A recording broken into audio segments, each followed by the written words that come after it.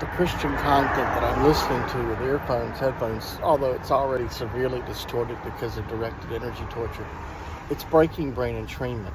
It's de-patterning the satanic ritual abuse, so that they have to stop it. They have no choice. They have to stop it. So it's just constant chaos. The supercomputer has hijacked my smartphone. It's hijacked my laptop, my tablet.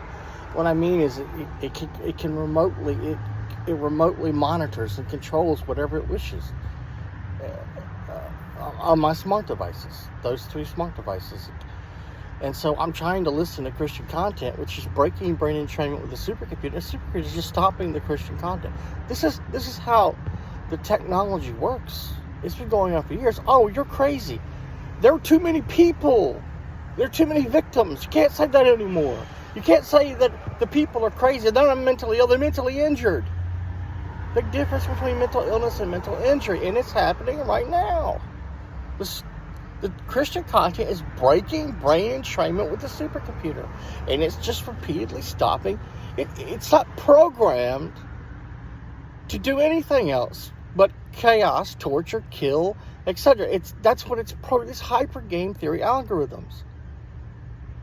It's happening right now. It's been going on for years, but it's really happening right now. And this is a computer. It's a supercomputer. It's a program with hyper game theory algorithms. This is an exascale system of remote neural networks, and this has been going on for years. This didn't just start.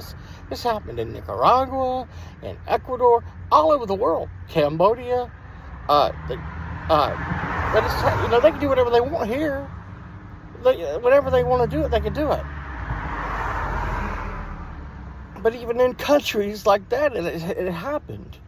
Disruption of anything which, it's called censorship. Disruption of that which breaks brain entrainment or dampens the neural link. Been going on for years.